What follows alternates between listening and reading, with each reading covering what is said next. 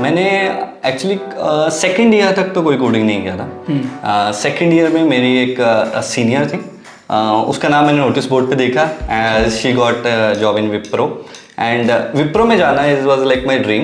Okay. Because I got to know from like my seniors that वहाँ पे वो job के साथ तुम्हें एमटेक भी करवाते हैं फ्रॉम बिट्स पिलानी। अच्छा। एंड आई वाज लाइक सही है, फ्री में डिग्री मिलेगी। फ्री में करवाते हैं? हाँ, खुद से पता करता था अपने टीचर्स जो थे उनसे कि भाई कौन सी कंपनीज आ रही हैं, कैसा है। फिर हम दूसरे कॉलेजेस में जाते थे, वहाँ जाके बैठते थे, तो वहाँ डिफरेंट कॉलेजेस के बच्चे आते थे। कुछ बच्चों का कॉन्फिडेंस हमसे बहुत ज़्यादा होता था क्योंकि उन्होंने प्रोजेक्ट्स किए होंगे, उन्होंने कोडिंग किया होगा, और हम तो ऐसे ही आ रहे हैं। ठीक है, तो ठीक है, फिर आप आ गए टीसीएस में। हमें टीसीएस की थोड़ी जर्नी बताओ, कैसे आपकी ग्रोथ हुई, both in terms of knowledge and in terms of salary, दोनों बताइए। ओके, पहले सैलरी का बोल देते हैं क्योंकि सब वही सुनना चाहते हैं मोस्टली। सो जो भी मेरा 1.8 था, तो एवरी ईयर मैंने राउंड ऑफ फिगर ये लगा लिया था कि हर साल 1 लाख पैकेज बढ़ेगा। सो 1.8 है तो 2.8, 3.8, 4.8। सो 5-5.5 साल रहा तो 6-7 के बीच में रह रही। 6-7 के बीच में जब आप निकले वहाँ से तो 6-7 के आसपास आपका सीटीसी था।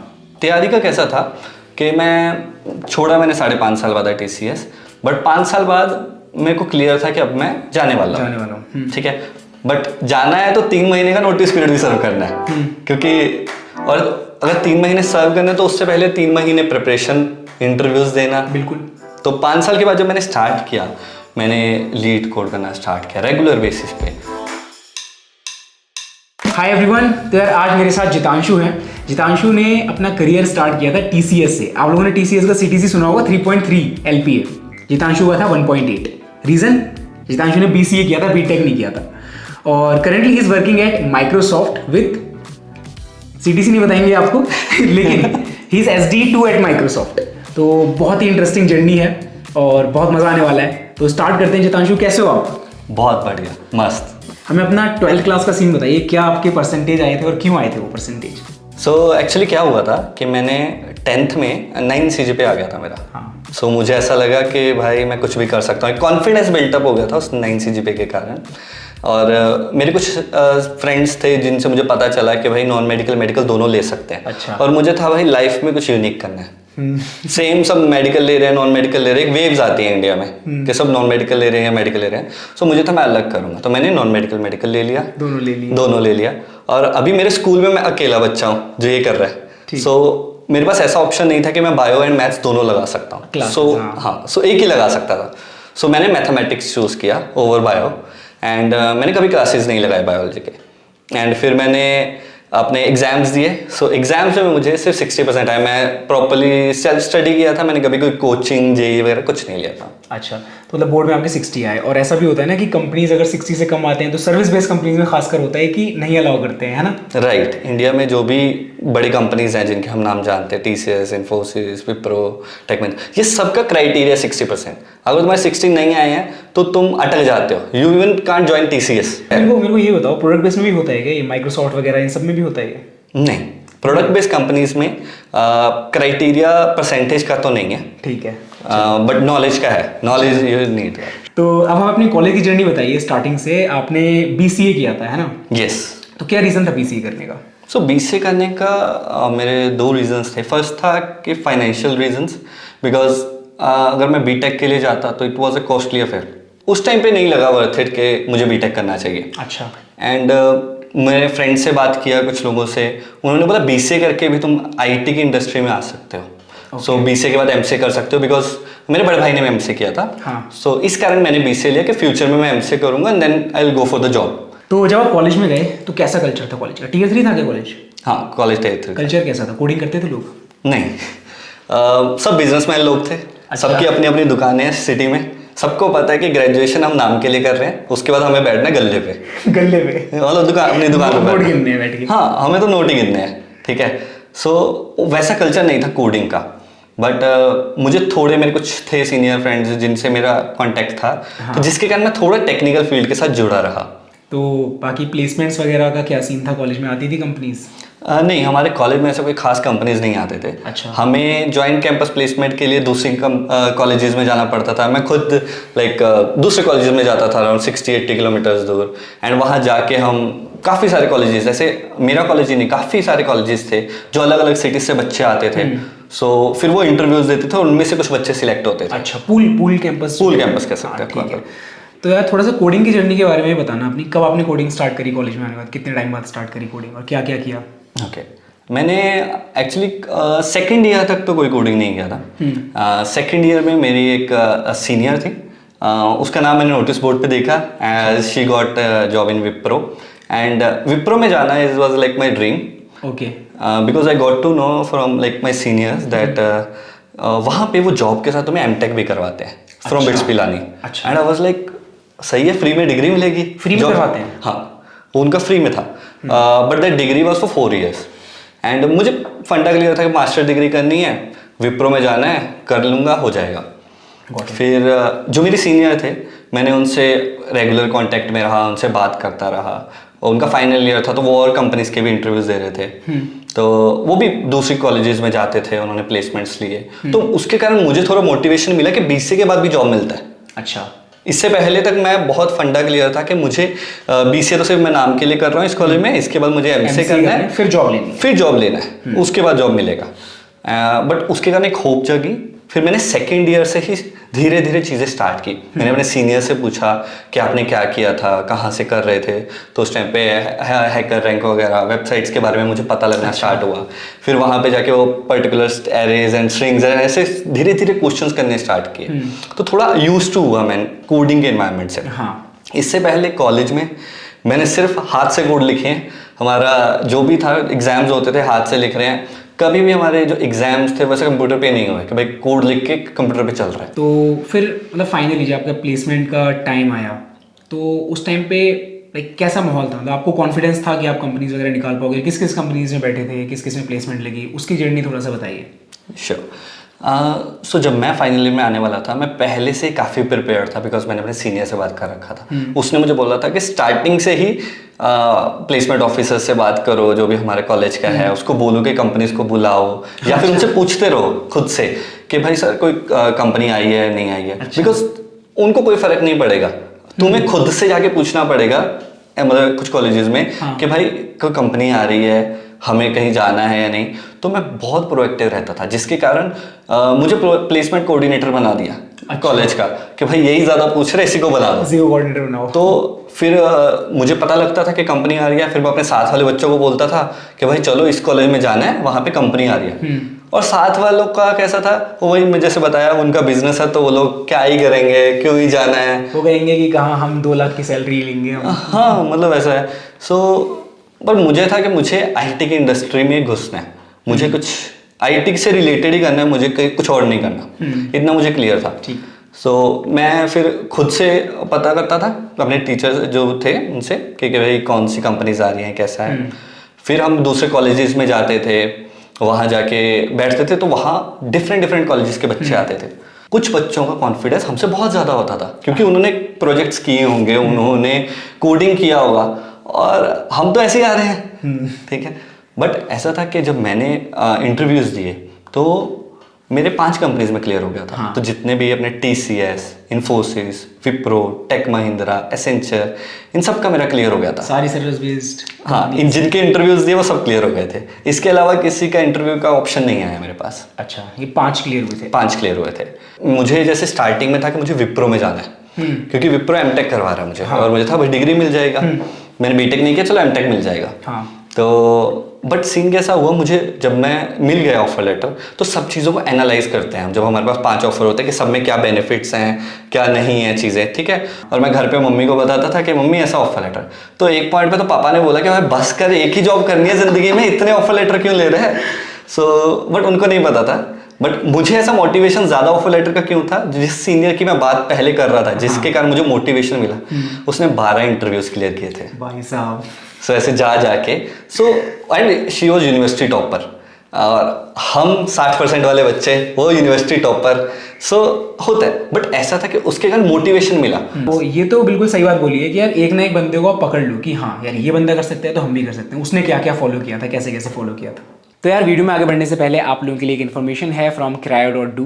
Cryo.do एक एक्सपीरियंस बेस्ड लर्निंग प्लेटफॉर्म है जहाँ पर आप लोग इंडस्ट्री लेवल प्रोजेक्ट्स पे काम करते करते लर्निंग कर सकते हैं। यहाँ पर आपका एक फेलोशिप प्रोग्राम होता है जिसमें आपके बिल्कुल बेसिक से जीरो लेवल से चीज़ें कवर होती हैं। सबसे पहले प्रोग्रामिंग लैंग्वेज फंडामेंटल्स, उसके बाद डेटा स्ट्रक्चर्स एंड एल्गोरिथम, वो भी बिल्कुल डिटेल में कवर होंगे। देन आपका आता है डेवलपर्स फंडामेंटल, उसके बाद फिर आप लोग प्रोजेक्ट्स बनाते हैं, रियल वर्ल्ड प्रोजेक्ट्स बनाते हैं। एंड एट द एंड यहाँ पर आपके मॉक इंटरव्यूज होते हैं, रिज्यूमे बिल्डिंग होती है and placements. So it is a placement guarantee programme जहाँ पर आप लोग की प्लेसमेंट गारंटी ली जाती है। और जो एवरेज पैकेज है यहाँ पर that is 11 LPA and up to 40 LPA यहाँ पर पैकेजेस जाते हैं। तो ये दो लोगों के लिए बहुत अच्छा प्रोग्राम है। एक तो वो जो स्विच देख रहे हैं या फिर अपना सैलरी हाइक देख रहे हैं, एंड सेकेंड जो लोग अपना नॉन IT से IT फील्ड में आना चाहते हैं। तो यार 2-3 चीज़ें मैं आपको बता देता हूँ। फर्स्ट ऑफ ऑल यहाँ पर आप लोगों को प्रॉपर डाउट सपोर्ट मिल जाएगा। सेकंड, यहाँ पर आपके वेबिनार्स होंगी इंडस्ट्री एक्सपर्ट्स के थ्रू। और तीसरी चीज़, यहाँ पर आपको 1-on-1 मेंटोरशिप मिल जाएगी, अगेन जो लोग इंडस्ट्री में काम कर रहे हैं, बहुत अच्छी अच्छी कंपनीज में काम कर रहे हैं उनके थ्रू। तो काफ़ी अच्छा प्रोग्राम है। लिंक डिस्क्रिप्शन में है फ्री क्लास का, definitely you can register and check it out. ठीक है, अब हम लोग वीडियो में आगे बढ़ते हैं। ठीक है, फिर उसके बाद जब 5 ऑफर आपके पास आ गए टेबल पे, तो कैसे आपने चुना उसमें से TCS? जाने से जस्ट 2 महीने पहले तक मेरा फिक्स था मैं विप्रो में जा रहा हूँ। ठीक है, ठीक है, मुझे मैं एमटेक मिल रहा है बिट्स पिलानी से, जॉब भी मिल रहा है। ठीक है, बट जब एनालाइज किया चीज़ें तो उस टाइम पता चला कि विप्रो में जो जॉब ऑफर लेटर था उसमें मुझे 4 साल तक स्टूडेंट कंप्यूटर साइंस का टैग मिलेगा। मतलब आप ज्वाइन करोगे और मान लो आप नहीं भी ले रहे हो एमटेक, तब भी आप स्टूडेंट रहोगे? एमटेक लेना ही पड़ेगा, उनका वो प्रोग्राम ही ऐसा है। अच्छा, एमटेक लेना ही पड़ेगा। तो 4 साल आपका स्टूडेंट कंप्यूटर साइंस का डेजिग्नेशन रहेगा। तो उससे फर्क पड़ता है कुछ? फर्क ये पड़ता है कि तुम बीच में छोड़ते हो तो तुम्हारे पास एक्सपीरियंस लेटर वगैरह कुछ नहीं रहेगा। ठीक है, दूसरा चीज़ है वो 4 साल का जो कोर्स है उसको कंप्लीट करते करते 5 साल हो जाते हैं आइडल सिनेरियो में। ठीक है, और 5 साल तुम स्टक हो जाओगे विप्रो के अंदर ही। अगर विप्रो छोड़ी तो कोर्स भी बीच में छूट जाएगा, कोर्स भी खराब हो जाएगा। ठीक है। सो मुझे इतना बड़ा रिस्क नहीं लेना था 5 साल का, और जिसमें ऐसा था कि भाई डिग्री इंपॉर्टेंट है, बिल्कुल साथ में है 1 to 1।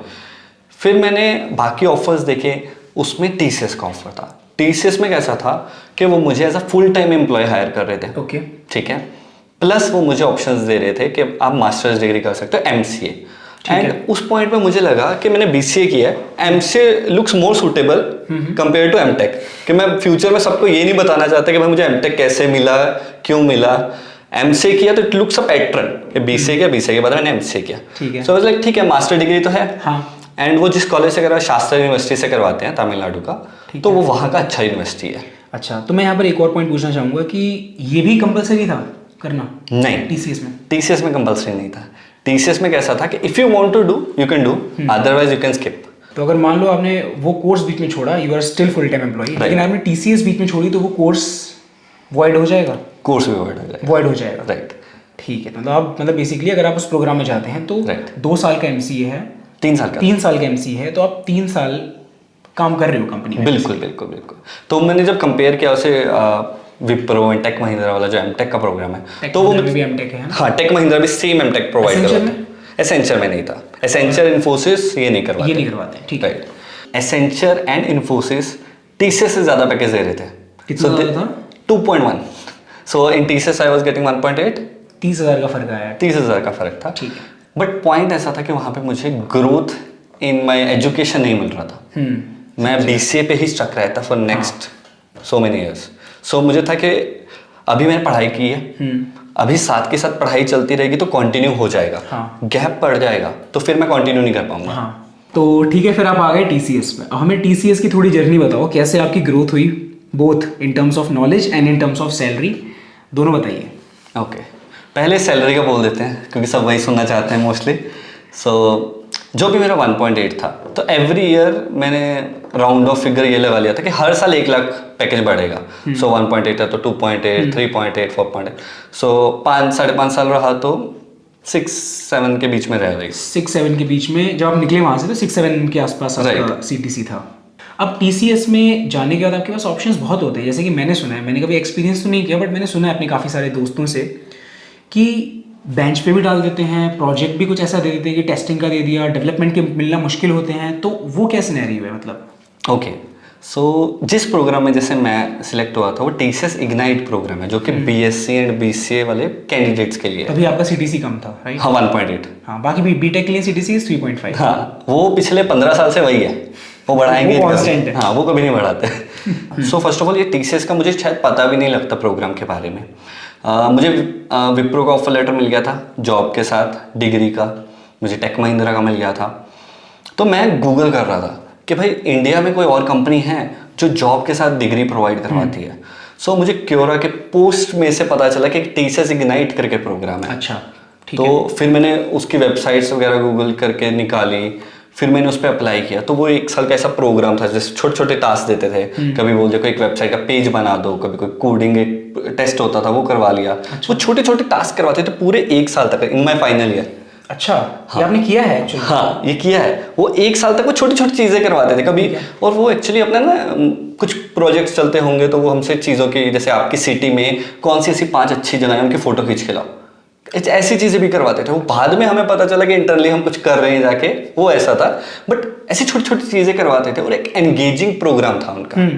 बाकी कंपनीज कैसा था, वो लास्ट सेमेस्टर में आएंगे या 1 सेमेस्टर पहले आएंगे, इंटरव्यू लेंगे, टेस्ट लेंगे, हायर करेंगे, नो हायर होगा, वैसा सिस्टम है।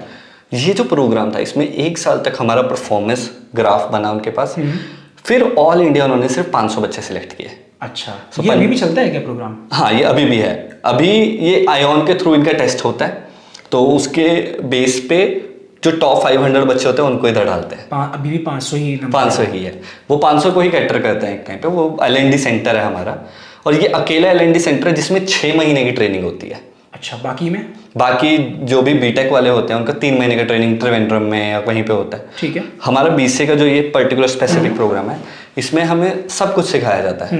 चाहे वो AR/VR की लेटेस्ट टेक्नोलॉजीज हैं, चाहे वो साइबर सिक्योरिटी है, ऐप डेवलपमेंट, वेब डेवलपमेंट, 6 महीने में सब कुछ सिखाया जाता है। सब कुछ सिखाते हैं। तुम्हें एक ऑलराउंडर बना देते हैं हर चीज़ में, कि अगर तुम्हें फ्यूचर में, जैसे TCS में कैसा होता है कि तुम्हारी ट्रेनिंग हुई, ट्रेनिंग के बाद तुम्हें TCS ऑल इंडिया अलग अलग जगहों पे तो कहीं भी पोस्टेड कर देंगे, तो तुम्हारे पास इतने स्किल्स हो कि तुम्हें किसी ना किसी प्रोजेक्ट में जगह मिल जाए। अच्छा, कि वो बोले कि भाई हमारे पास वेब डेवलपमेंट का प्रोजेक्ट है, तो तुम बोल सको भाई हमने किया है, अगर मुझे करने दोगे तो मैं और अच्छे से कर सकता हूँ। ठीक है। सो तुम्हारे पास एक अच्छा नॉलेज रहता है। हर कंपनी के पास डेवलपमेंट के, सपोर्ट के, कुछ कंसल्टेंसी टाइप के प्रोजेक्ट्स होते हैं, टेस्टिंग, राइट, टेस्टिंग के। सो डिपेंड करता है कि तुम्हारा लक किधर था और उस टाइम पे उस सिटी में क्या रिक्वायरमेंट था। ठीक है। तो 5.5 साल बाद फिर कैसे आपने स्विच का सोचा और कैसे स्विच किया, ये बताइए हमें इसकी जर्नी। ओके, सो ऐसा नहीं था मैंने इंटरव्यूज़ नहीं दिए थे। मैं इन 5.5 साल में भी इंटरव्यूज़ देता रहता था। जब मेरा 1 लाख का पैकेज था तब मैं इंटरव्यू देता था, 3-4 लाख का ऑफर लेटर लेके रख लेता था, पर मैंने कभी स्विच नहीं किया। फिर जब मेरा 3 लाख का पैकेज था तो 6 लाख के ऑफर लेटर मिले मुझे, मैंने लिए, छोड़ दिए, मैं नहीं ज्वाइन करता। रीज़न ये था कि मुझे वर्थ इट नहीं लगा कि मैं 3 लाख के लिए 6 लाख के लिए TCS छोड़ दूँ। अच्छा, क्योंकि ब्रांड नेम मिलता है तुम्हें, जॉब में एक स्टेबिलिटी मिलती है। प्लस मेरी एक टाइम से चल रहा था, वो 3 साल तो मैं छोड़ ही नहीं सकता था। बट मुझे था वो 3 साल में अपने आप को अप टू डेट रख रहा था इंटरव्यूज देके, क्योंकि मुझे ऐसा नहीं था कि मैं 3 साल बाद स्टार्ट करूँ तो इतना बड़ा बीच में गैप आ जाए। बिल्कुल, इंटरव्यू देने पड़ते हैं ताकि तुम्हें पता चले कि इंटरव्यू लेने का प्रोसेस क्या है, वो भी अपडेट होता रहता है विद टाइम। बिल्कुल बिल्कुल बिल्कुल। जब मैं स्टार्टिंग में देता था तब इतने DSL के क्वेश्चंस नहीं आ रहे थे।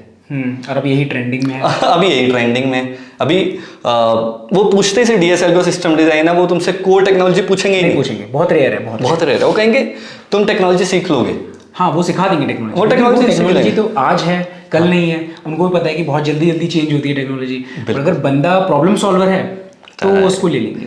राइट। सो इसी पे मेरा एक है पॉइंट जो मैं अपने फ्रेंड्स के साथ भी डिस्कस करता हूँ कि अगर तुम एक बार डेवलपर बन गए, तुमने एक बार कोई चीज़ बनाई, चाहे वो वेबसाइट है, चाहे वो कोई ऐप है, तो तुम्हें एक पूरा लाइफ साइकिल पता चलता है कि ऐप बनती कैसे है। ठीक है, तुम्हें ये पता है UI कहाँ डिज़ाइन होता है, तुम्हें ये पता है उस पर क्लिक लिसनर होता है, एक API कॉल होता है और एक पार्सिंग होता है। जब तुम्हें ये चीज़ समझ आ गई ना, तो चाहे तुम रिएक्ट की एप्लीकेशन बना रहे हो, चाहे एंड्रॉयड, iOS, चाहे वेब पे काम कर रहे हो, कोर लॉजिक सबका सेम है, तुम्हें सिर्फ सिंटेक्स सर्च करना है। तो कौन सी कंपनी थी वो जिसमें आपने फाइनली इसका ऑफर लिया? कितने CTC का ऑफर था वो? ओके, सो मैंने जो कंपनी ज्वाइन किया उसका नाम है फाइंड। सो ये इंडिया का सेकंड स्टार्टअप था जिसमें गूगल ने इन्वेस्टमेंट किया था। अच्छा। सो मैंने काफ़ी रिसर्च किया था और मुझे लगा कि कुछ तो है कंपनी में। एंड वो लोग जो प्रोजेक्ट्स पे काम कर रहे थे, एक मेरा फ्रेंड पहले उस कंपनी में जा चुका था, मेरा रूममेट, तो उससे सुनने को मिला था मुझे उस कंपनी के बारे में। मुझे ट्रिपल टाइम उस अपने टीसीएस के पैकेज से उधर पैकेज मिला, ठीक है। सो मैं क्या था, लाइक आपने मुझे बताया था, मैं भूल रहा हूँ अभी, 18 वाज द सीटीसी। एंड उस टाइम में मुझे पता चला फिक्स सैलरी नाम का भी कोई चीज़ होता है, क्योंकि उधर ये सब फिक्स था। ओ ये फिक्स था, 18 बेस था ये आपका? हाँ, ये भी फिक्स था। अच्छा। इससे पहले मुझे ये फिक्स सैलरी वाला कॉन्सेप्ट ही नहीं पता था। मेरे टीसीएस में सीटीसी होता है, तुम्हारा 6-7 लाख सीटीसी हो रहा है, पर इन हैंड जो आ रहा है वो तुम्हें ही पता है, ठीक है। तो कहने को लगता है कि भाई हाँ आ रहा होगा, बट नहीं आता है, वो फैक्ट है। बट जो स्टार्टअप्स हैं या कुछ प्रोडक्ट बेस्ड कंपनीज है, वो तुम्हें लिटरली पैसे पे ही देती हैं कि भाई हम तुम्हें इतना देंगे, तो वो एग्जैक्ट मिलता है। अच्छा, मेरे को एक चीज़ और बताओ कि आपने अप्रोच कैसे किया इस कंपनी को? थ्रू लिंक्डइन या एक नौकरी करके भी होता है उस पर किया, कैसे अप्रोच कैसे किया? ओके, सो मैंने काफ़ी सारी वेबसाइट्स पे अप्लाई करता रहता था। टू बी प्रिसाइज मुझे फाइंड का याद है, एंजल वेबसाइट करके जो अपना है ना, एंजल के थ्रू, हाँ स्टार्टअप्स का रहता है, राइट। वहाँ पे स्टार्टअप सब अपना लिस्ट करते हैं, उसके थ्रू मुझे अप्लाई किया था और उधर से मुझे मिला, इंटरव्यू कॉल आया था, राइट। ठीक है। तैयारी कुछ करी थी उसकी? हाँ, तैयारी का कैसा था कि मैं छोड़ा, मैंने 5.5 साल बाद TCS, बट 5 साल बाद मेरे को क्लियर था कि अब मैं जाने वाला हूँ, ठीक है। बट जाना है तो 3 महीने का नोटिस पीरियड भी सर्व करना है, क्योंकि और अगर 3 महीने सर्व करना है तो उससे पहले 3 महीने प्रिपरेशन, इंटरव्यूज देना, बिल्कुल। तो 5 साल के बाद जब मैंने स्टार्ट किया, मैंने लीड कोड करना स्टार्ट किया रेगुलर बेसिस पे, एक क्वेश्चन रोज सॉल्व करो। उस चीज़ का काफ़ी इम्पैक्ट पड़ता है, क्योंकि जब तक तुम नहीं कर रहे हो तब तक तुम ग्रो नहीं कर पाओगे। तुम एक सेट ऑफ माइंड के साथ हो, तुम्हें पता है, तुम्हें ऐप बनाना आता है, ठीक है। ऐप बनाते टाइम तुम्हें शायद जरूरत ना पड़ी हो लीड कोड के जो लॉजिक्स हैं उन चीज़ों की, क्योंकि तुम एप्लीकेशन उस लेवल की बना रहे थे जहां उनकी जरूरत नहीं थी, ठीक है। फ्यूचर में हर बार वैसी ऐप्स नहीं होंगी, बिल्कुल। तुम्हें कोर में भी काम करना पड़ सकता है। तुम्हें हो सकता है, जैसे मैं एंड्रॉइड के ऐप्स बना रहा था, हो सकता है मैं फ्रेमवर्क पे काम करना पड़ जाए मुझे एंड्रॉइड के, माइट भी जैसे OnePlus में चले गए या कहीं पे चले गए, तो वो बोलेंगे फ्रेमवर्क पे काम करो। सो वहाँ पे तो वही चीज़ें चलेंगी, तो उसके लिए ग्रो तो करना पड़ेगा। तो फिर मैंने पैटर्न क्या फॉलो किया था, डेली एक क्वेश्चन लीड कोड करना है। टीसीएस में था मेरे पास थोड़ा सा फ्लेक्सिबिलिटी कह लो, या थोड़ा टाइम रहता है कि तुम अपने आप को दे सको अपनी ग्रोथ के लिए, क्योंकि मैंने पहले एमसीए के टाइम पे भी थोड़ा टाइम निकालता था पढ़ने के लिए, ठीक है। तो एक हैबिट था मेरा पढ़ने का, तो फिर थोड़े क्वेश्चंस किए एंड इंटरव्यूज दिए भर के मतलब रोज 10-20 कंपनीज तो अप्लाई करनी है, ठीक है। और सबका कॉल नहीं आएगा, अगर 100 में अप्लाई करते तो एक का कॉल आएगा। अच्छा, मतलब ये था मेरा, लिंक्डइन पे मैंने अप्लाई किया या कहीं पे किया तो वैसा रहता था। और फिर इंटरव्यूज देने स्टार्ट किए, तो मेरा सबसे पहले क्लियर हुआ था कॉग्निजेंट का, ठीक है। तो कॉग्निजेंट का क्लियर हुआ, उन्होंने मुझे 13 लाख का ऑफर लेटर दे दिया, ठीक है। मैंने डबल कर दिया था, मतलब टीसीएस का जो भी था उसका डबल, एंड मैं तो उसमें भी खुश था वैसे। और मुझे वो मिला, मैंने, और उस टाइम पे पैरेलली मेरे फाइंड के इंटरव्यूज चल रहे थे, ठीक है। फाइंड में वही 5 राउंड वाला सिस्टम है, आपके प्रॉपर राउंड्स होंगे DSL के, आपसे DS के पार्ट के बाद आपका कोर भी पूछा जाता है। सो काफ़ी अच्छा पैटर्न है इनका, और इनका क्लियर करने के लिए पहले मैंने 1-2 क्लियर किए, और ताकि मेरा भी कॉन्फिडेंस बिल्टअप हो, हाँ, क्योंकि डायरेक्टली नहीं होता क्लियर, तुम्हें इंटरव्यूज देने पड़ते ताकि तुम खुद उस माइंड फ्रेम में आओ कि सामने वाला जब तुमसे कोई क्वेश्चन पूछे, तुमसे कभी कोई टाइम कॉम्प्लेक्सिटी के बारे में पूछे, तो तुम टेंशन में मत आ जाओ भाई टाइम कॉम्प्लेक्सिटी को कैसे निकालना है। जब तक प्रैक्टिस नहीं करोगे, जब तक 10 इंटरव्यू नहीं दोगे, तब तक 11वां नहीं क्लियर होगा, जो मेरा फंड है मैंने दिए हैं इस कारण से। इसमें आपने कितना टाइम स्पेंड किया इस कंपनी में, फाइंड में? Around 6 months. 6 मंथ्स। और माइक्रोसॉफ्ट में आप खुद से गए थे, मतलब खुद से अप्लाई किया था माइक्रोसॉफ्ट में, या फिर आपको सामने से कुछ अप्रोच किया था किसी ने? सो बेसिकली मुझे स्विच वाला तो कॉन्सेप्ट इतना है नहीं आइडिया, राइट, मैंने बोला ही था। सो कैसा था, जब मैंने फाइंड ज्वाइन किया था तो मैं लॉन्ग टर्म ही सोच के आया था कि भाई मैं इधर बैठूंगा, इधर सीखूंगा, और अगर छोड़ूंगा तो फाइंड के लिए छोड़ूंगा। अच्छा, ठीक है। जब मैं फाइंड में था मुझे कुछ और स्टार्टअप से मिले ऑफर भारत पे ना, बट मुझे था कि नहीं, अभी इंडियन स्टार्टअप है, किसी स्टार्टअप में नहीं जाऊंगा मैं अभी, या तो अभी तो TCS के बाद अगर फाइंड क्लियर किया है, इट इज अ स्विच, अच्छा वाला। सो फाइंड से भी जाने के लिए कोई ऐसी लेवल की कंपनी होनी चाहिए कि भाई मैं फाइंड क्यों छोड़ रहा हूँ, बिकॉज फाइंड में जो चीज़ें मैंने सीखी, जो उधर ग्रोथ मिला, ये जो एनवायरनमेंट मिला, मैं जिस मैनेजर्स के साथ काम करके आया था उनको पता ही नहीं कि हम कोड में क्या कर रहे हैं। टीसीएस में उनको कभी कोई कोड रिव्यूज नहीं हुए इतने, कभी मेरे को पीआर रिक्वेस्ट में कभी कोई कमेंट्स नहीं इतने खास मिले। मतलब बेसिकली वो लोग पीपल्स मैनेजर थे, राइट यही पॉइंट है। बट जब फाइंड में वो टेक्निकल मैनेजर थे। अगर तुम कुछ कर रहे हो, फर्स्ट ऑफ ऑल उन्होंने वो चीजें कर रखी हैं, उन्होंने एप्स बना रखी हैं, उनको पता कि ऐप कैसे चलती है, तो तुम उनको बेवकूफ तो नहीं बना सकते। बिल्कुल कि टीसीएस में तुमने बोल दिया कि ये चीज़ पॉसिबल नहीं है, तो उनके पास ऑप्शन नहीं है, वो किसी एक बंदे से पूछेंगे, उसने भी बोल दिया नहीं होगा तो वो नहीं पूछेंगे कहीं और। तो मेरे जब वहाँ गया सो कोड रिव्यूज होते थे, तो वो लोग मुझे पॉइंट्स बताते थे कि यहाँ पे तुम ऐसे इंप्रूव कर सकते हो, तुम ये फॉर लूप क्यों लिख रहे हो, ठीक है ना, फॉर लूप की जरूरत ही नहीं है। सो मुझे वो सब चीज़ें लिखने की बहुत आदत थी टीसीएस में, ठीक है। सो वो चीज़ें इंप्रूव करनी स्टार्ट की। तो फिर उसके बाद मेरा फोकस था कि भाई अभी मैं अगर कोई पीआर दे रहा हूँ, ठीक है, तो 4 बार चेक करके देना कि उसको कोई पॉइंट ना मिल जाए मुझे बोलने का। हाँ, वो चीज, उससे मैं काफी सीखा। अभी मैं कोड करने के बाद देखता हूँ कि भाई is it proper, it is production ready है या नहीं है।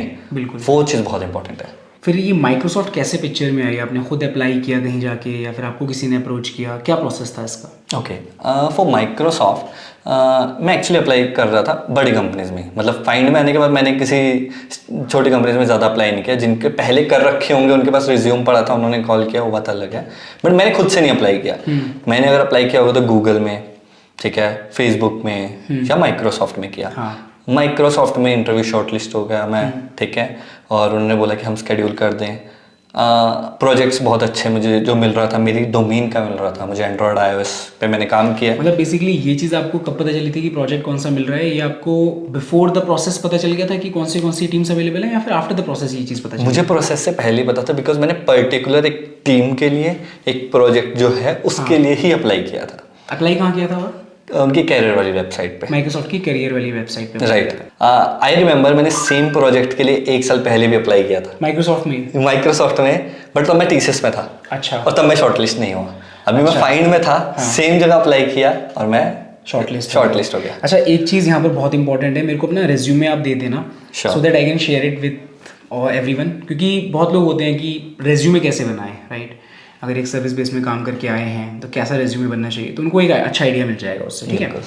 आपने फिर तैयारी कब करना स्टार्ट करी? कुछ डीएसए वगैरह एक्स्ट्रा पढ़ा या फिर एंड्रॉइड के लिए कुछ एक्स्ट्रा पढ़ा? बिकॉज प्रोफाइल, जहाँ आपने बताया कि प्रोफाइल एंड्रॉइड होने वाली थी, तो एक्स्ट्रा क्या किया, कितने टाइम तक? ओके, सो डीएस एल्गो एक कॉन्टिन्यूस प्रोसेस है। ये ऐसा नहीं है कि जब हम सिर्फ कंपनी के लिए अप्लाई कर रहे हैं तभी करें। बिल्कुल, मैंने फाइंड के टाइम पे स्टार्ट किया था, पर उसके बाद मैं इंटरव्यूज लेता था फाइंड में। लोगों का इंटरव्यू लेता था, उनसे मैं खुद क्वेश्चन पूछता था। तो उनसे पूछने से पहले उनको जो क्वेश्चन पूछ रहा हूँ मुझे खुद को वो आना चाहिए, ताकि वो अगर डाउट पूछे तो मैं क्लियर कर सकूं। बिल्कुल। तो उसके कारण मेरा प्रिपरेशन रेगुलर बेसिस पे हो रहा था डीएसए के लिए। सो वो तो बहुत क्लियर था। फॉर एंड्रॉयड एंड iOS, जो कि जिस रोल के लिए मुझे वो हायर कर रहे थे, उसके लिए मैंने काम तो किया हुआ था, ठीक है, बट वो कैमरा स्पेसिफिक ऐप है या किसी टॉपिक स्पेसिफिक ऐप, तो मैं उसके कोर में जा रहा था कि इंटरनली वो चीज़ें कैसे वर्क करती हैं। हमें अपर लेयर का सब पता होता है कि वो कैसे चल रहा है। इंटरनली हमें पता होना चाहिए कौन सी रो इमेज के फॉर्मेट्स आ रहे हैं, क्या चीज़ें चल रही हैं। अगर वो पता होगा तो ईजी हो जाता थोड़ा सा। बिल्कुल। तो इस तरीके से आपने तैयारी, कितना टाइम लिया आपने प्रिपरेशन के लिए? Around 1 month. और ये प्रोसेस कितना लंबा चला, कितने राउंड्स हुए? राउंड्स 5 राउंड हुए थे मेरे, और पूरा प्रोसेस कंप्लीट होने में 1 मंथ लगा। रिजल्ट आने तक 1 मंथ लगा? रिजल्ट के लिए 5 दिन एक्स्ट्रा डाल सकते हैं, बट मोस्टली सारा मेरा जल्दी हो गया। बिकॉज मेरा फर्स्ट इंटरव्यू इतना अच्छा नहीं हुआ था, मुझे था शायद नेक्स्ट ना आए, मतलब ऐसा था मुझे, बट आ गया। मतलब ऐसा नहीं था कि मेरा फर्स्ट में क्लियर नहीं था। मैंने कोड किया था, मतलब 10 में से 8 टेस्ट के पास हो रहे थे, ठीक है, जो भी डीएसए का पार्ट था जैसा। बट सेकंड जब इंटरव्यू आया वो मेरा बहुत जल्दी हो गया, और कैसा था, जो कन्वर्सेशन था मेरा इंटरव्यू के साथ वो काफ़ी पॉजिटिव गया। अच्छा। और उस इंटरव्यू के बाद मेरा प्रोसेस फास्ट फॉरवर्ड हो गया था। Got it. फटाफट मेरे इंटरव्यू स्केड्यूल हो रहे हैं, मैनेजर के साथ बात हो रहा है, रिक्रूटर बोल रहा है कि भाई they are speeding up the, क्योंकि सेकंड वाले ने काफ़ी अच्छा फीडबैक दे दिया। अच्छा। तो उसके कारण फटाफट मेरे आगे के राउंड स्केड्यूल हुए। फिर वो कंप्लीट हुआ तो अराउंड 1 वीक मुझे ऑफर लेटर भी आ गया था। ग्रेट। हाँ। अच्छा, मेरे को एक बार बताओगे कि 5 राउंड जो हुए उसमें से कितने डीएसए के थे और कितने आपके एंड्रॉइड के थे और कितने मैनेजरियल राउंड थे? ओके, सो फर्स्ट 2 राउंड्स हमारे डीएसए के थे। ठीक है, नेक्स्ट 2 राउंड सिस्टम डिज़ाइन थे और लास्ट हमारा मैनेजरल था। सिस्टम डिज़ाइन एंड्रॉइड स्पेसिफिक था या फिर नॉर्मल सिस्टम डिज़ाइन था? मतलब एंड्रॉइड स्पेसिफिक कोई राउंड नहीं हुआ? नहीं, एंड्रॉइड स्पेसिफिक नहीं था, बट कैसा होता था कि तुम्हारा डीएसए का पार्ट कंप्लीट हुआ तो वो हाँ, उसके बाद वो 3-4 सेट ऑफ क्वेश्चंस पूछ लेते थे। वो सिर्फ ये जानना चाहते थे कि रियल में तुमने काम किया है या नहीं किया, जस्ट उनका वो क्लियरिटी के लिए, बिकॉज मेन तो उनको डीएसए एल्गो ही है कि अगर वो तुम्हारा है तो बाकी चीज़ें हम करवा लेंगे तुमसे अपने। हाँ। ठीक है, बट स्टिल वो थोड़ा सा पूछ लेते हैं कि हाँ भाई कोर के बारे में उसको आइडिया है या नहीं। ठीक है। बाकी मैं आप लोगों को बता देता हूँ कि जितांशु की जो प्रोफाइल है वो वो रोल जो है SD2 प्रोफाइल का है, राइट? इसलिए यहाँ पर सिस्टम डिज़ाइन में इन्वॉल्व था। बाकी SD1 में नहीं होता है सिस्टम डिज़ाइन, नहीं पूछते हैं। So currently he is working on Android and iOS दोनों पे साथ साथ। एंड कैसा लग रहा है, मतलब यहाँ पर नया कल्चर कुछ डिफरेंट है? कुछ मतलब TCS से तो ऑब्वियसली डिफरेंट होगा, जो फाइन से डिफरेंट है कुछ? ओके, सो डिफरेंट है, हर जगह का एक अपना ऑरा होता है, अपना एनवायरनमेंट है। ठीक है, TCS में जो एनवायरनमेंट था वो भी बहुत अच्छा था। फाइंड में एक स्टार्टअप कल्चर एंजॉय किया मैंने, वो जो फास्ट पेस पे काम हो रहा है। TCS में एक प्रोसेस है कि अगर तुम्हें कोई चीज़ चाहिए भी ना तो वो 3 महीने का प्रोसेस है। तुमने आज अप्लाई किया, 3 महीने बाद एक्सेस आएगा, 3 महीने बाद तुम्हारे पास सिस्टम आएगा। स्टार्टअप्स में वैसा नहीं होता। स्टार्टअप्स में अगर तुम्हें कोई चीज़ आज चाहिए तो मिल जाएगी तुम्हें 1 हफ्ते में, कि ताकि तुम काम करो फटाफट। तुम्हें फटाफट POCs बना के दिखाने हैं, तुम्हें फटाफट फिजिबिलिटी चेक करनी है। ठीक है, वहाँ पे एक लॉन्ग हियरार्की नहीं थी।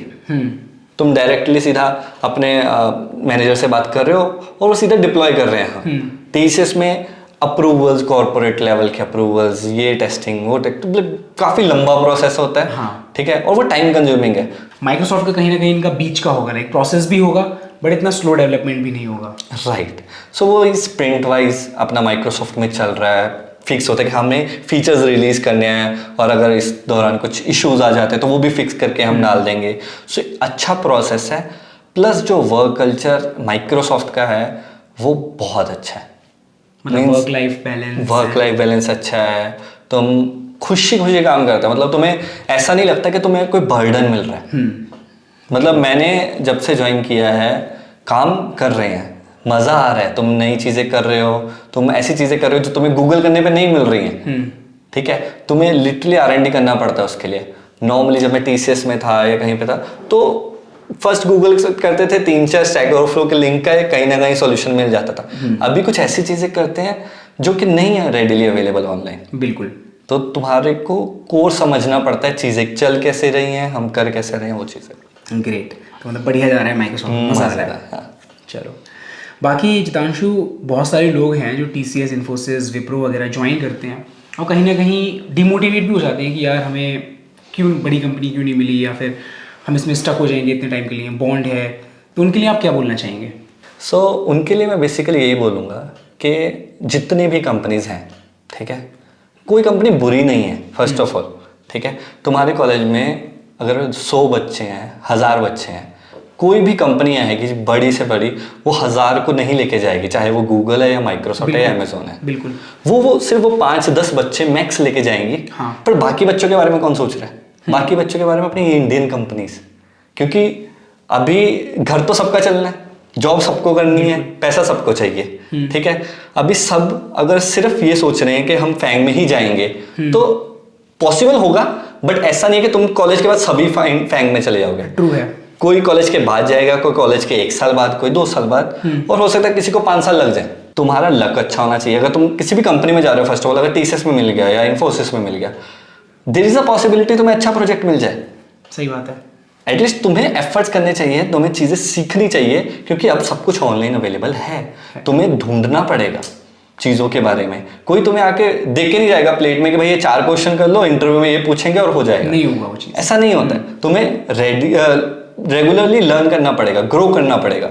ठीक है, बाकी TCS इन्फोसिस में जाना कोई बुरी बात नहीं है। ठीक है, मैं गया हूँ और बहुत मजे किए मैंने। ठीक है, मैं ऑस्ट्रेलिया भी घूम के आया हूँ, ऑन साइट भी मिला था TCS के थ्रू, मेरा मास्टर्स डिग्री भी हुआ है TCS में। मैंने सब लेटेस्ट टेक्नोलॉजीज पे काम किया है, VR हो गया, एंड्रॉइड iOS पे हो गया, जो एक प्रोडक्ट बेस्ड कंपनी में मिलती हैं चीजें, मुझे वो सब मिली सिर्फ पैसे को छोड़ के। पैसे को छोड़ के, और जिसके बारे में ज्यादा टेंशन नहीं ली जितांशु ने। हाँ, बिकॉज जब मैं कॉलेज से पास आउट हुआ था मेरे पास नॉलेज नहीं था, मैं बिल्कुल ब्लैंक था, ठीक है। मुझे कुछ भी करवाओगे, अगर मुझे वो टेस्टिंग में भी डालते मैं वो भी करता, मुझे वो UI UX में डाल देते मैं वो करता। हाँ। मुझे यूनिटी मिला, मुझे AR VR मिला, देन मैंने एंड्रॉयड iOS किया, तो वो अच्छा मेरा लक रहा और मुझे एक अपॉर्चुनिटीज मिली। बट उन अपॉर्चुनिटीज के लिए भी ऐसा था कि मैं सीख रहे थे, कर रहा था कुछ। मैंने ये चीज देखी है, मतलब जितांशु की मैंने जर्नी पूरी सुनी, इससे पहले भी सुनी। तो पहले तो उन्होंने TCS के साथ साथ अपना MCA किया, और अभी माइक्रोसॉफ्ट में है, और अभी पता है क्या चल रहा है, अभी चल रहा है M.Tech कर रहे हैं बिट्स पिलानी से। तो मतलब कहीं रुकना नहीं है, आप एक स्टेज पे आ गए, उसके बाद भी अपने आप को स्टैग्नेट नहीं होने देना इस पॉइंट पे कि बस हमने अचीव कर लिया अब थम जाते हैं। थमना नहीं है, चीज़ें सीखते रहने हैं, बिकॉज अभी आप एक स्टेज पे हैं, अब आप सेटिस्फाइड होंगे, लेकिन कल जाकर के आपको इससे अच्छी अपॉर्चुनिटीज मिलेंगी, लेकिन उसके लिए आपको एक्टिव रहना पड़ेगा। माइक्रोसॉफ्ट में आ गया, शायद मुझे इस M.Tech की जरूरत नहीं है अभी आगे कहीं पे अगर मुझे जाना होगा भी, ठीक है। बट ये सिर्फ मैं डिग्री इसलिए कर रहा हूँ, ये वो डिग्री है जो मुझे वो विप्रो वाले करवा रहे थे अपना BCA के बाद 4 साल में। अभी मैं वही सेम डिग्री MCA के बाद 2 साल में कर रहा हूँ। 2 साल में कर रहे हो, और मेरे पास 2 डिग्री हो गई, MCA भी आ गई और अब M.Tech भी आ गया। सो ये जो चीज़ें हम करना चाहते हैं वो फ्यूचर में हो जाती हैं। मैंने कभी सोचा होगा, मैंने देखा था कंपनीज आ रही हैं बड़ी बड़ी, ठीक है, सो कि मैं भी कभी किसी कंपनी में जाऊंगा, तो स्लोली बट पहुंचे। हाँ। मैंने सोचा था मैं विप्रो में M.Tech करूंगा, हाँ। ठीक है, वहां तो नहीं कर पाया, बट अभी कर पा रहा हूं, माइक्रोसॉफ्ट में आगे कर रहे हैं। हाँ। अच्छा जितांशु यार, एक और चीज बताओ, ये आपका जो सरनेम है चैंप, ये किसने रखा है? घर वालों ने राइमिंग के हिसाब से ब्रदर का हिमांशु है तो मेरा जितांशु रख दिया, ठीक है। बट ये इजीली प्रोनाउंसिएबल नहीं था लोगों के लिए, मेरे स्कूल में, मेरे कॉलेज में, तो मैंने अपना नाम चैंप रखा। चैंप जो था वो जॉन सीना अपना डोली डोली आता था, उसका डायलॉग था चैंप इज हियर, तो वहां से चैंप लिया और अपने नाम के साथ जोड़ के सब जगह पे जितांशु चैंप चल रहा है। और इसमें यही बुलाते हैं, चैंप बुलाते हैं। हाँ ये मेरा मतलब सब लोग मुझे जानते हैं या जैसा भी है, और इससे फर्क पड़ता है। मतलब मेरा है पर्सनल कि भाई नाम में बहुत कुछ रखा जाता है तो मैं मोटिवेशन जरूर मिलता है। बिल्कुल, बहुत मजा आया आपसे बात करके, बहुत कुछ सीखने को मिला, और दोबारा फिर से आना चैनल पे पक्का। हाँ हाँ बिल्कुल, नए टॉपिक के साथ। बिल्कुल बिल्कुल आएंगे, कोई और टॉपिक लेके आएंगे। बट ये है एक चीज मैं जस्ट लास्ट यही बोलूंगा सबको कि तुम लोग जो भी कर रहे हो, जिस भी कंपनी में हो, जिस भी फील्ड में हो, तुम्हें उसका प्रो बनना है। अगर तुम टेस्टिंग कर रहे हो, QA कर रहे हो, अगर मैनुअल टेस्टिंग कर रहे हो, तो ऑटोमेशन सीखो, ग्रो करो। पैसा उसमें भी है, पैसा हर चीज में। सो काफी सारे क्यों हैं, UI UX वाले बंदे हैं, राइट। सो उनकी फील्ड में बहुत ग्रोथ है। तुम किसी भी बड़ी कंपनी को देखोगे, गूगल, फेसबुक, माइक्रोसॉफ्ट, इनमें भी उन बंदों की जरूरत है। UI UX डिजाइनर माइक्रोसॉफ्ट या QA होंगे उधर। सो तुम उस फील्ड में भी ग्रो कर सकते हो, बट पॉजिटिव माइंडसेट के साथ। तुम लोग सब कुछ ना कुछ कर रहे हो, जीरो से सब अच्छा है। मैंने जब TCS ज्वाइन किया था, मुझे ये नहीं मैटर कर रहा था मुझे पैसे कितने दे रहे हैं, मुझे नॉलेज मिलने वाला है, वो प्राइसलेस है। वो जो नॉलेज मुझे प्राइसलेस मिला, उसका वैल्यू मुझे आज मिल रहा है, उस टाइम पे नहीं मिला। Positive mindset, continuous learning and growth मिल जाएगा अपने आप। Definitely. So thanks a lot Jitanshu for coming here and sharing all this information with us. मुझे बहुत अच्छा लगा, बहुत मजा आया बात करके आपसे। तो मिलते हैं फिर दोबारा, ठीक है? श्योर।